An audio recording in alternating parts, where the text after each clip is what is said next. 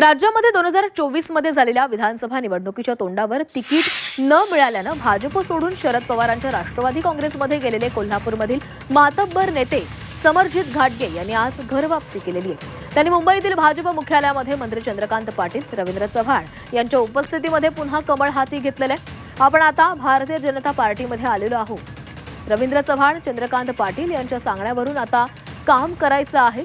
धनंजय महाडिक यांच्या नेतृत्वात जिल्ह्यात काम करायचंय, पक्षात पुन्हा आणण्याची संधी दिली, यासाठी समरजित घाटगे यांनी भाजपचे आभार मानले।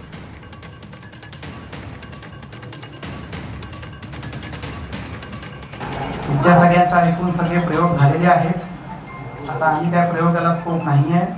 आपण आता भारतीय जनता पार्टीमध्ये आलोय। माननीय देवेंद्रजी, चंद्रकांत दादा, रवींद्र चव्हाण आणि पक्ष जे सांगेल त्या निर्णयावर आपण काम करायचं आणि त्याप्रमाणेच पुढची वाटचाल ठेवायची। आधी काय झालं, कशासाठी झालं, या सगळ्या गोष्टी या आपण सर्वांनी विसरणं हे अत्यंत गरजेचं आहे।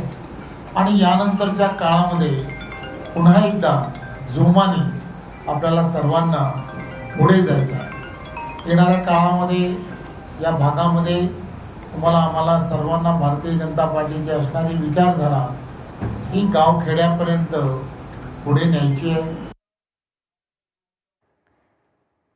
तर समरजित घाटगे यांची घरवापसी झालेली आहे। त्यांनी मुंबईतील भाजप मुख्यालयामध्ये मंत्री चंद्रकांत पाटील आणि रवींद्र चव्हाण यांच्या उपस्थितीमध्ये पुन्हा कमळ हाती घेतलेले आहे। आता आपण भारतीय जनता पार्टीमध्ये आलेलो आहोत। रवींद्र चव्हाण आणि चंद्रकांत पाटील यांच्या सांगण्यावरून आता काम करायचंय, असंही समरजित घाटगे यांनी म्हटलंय।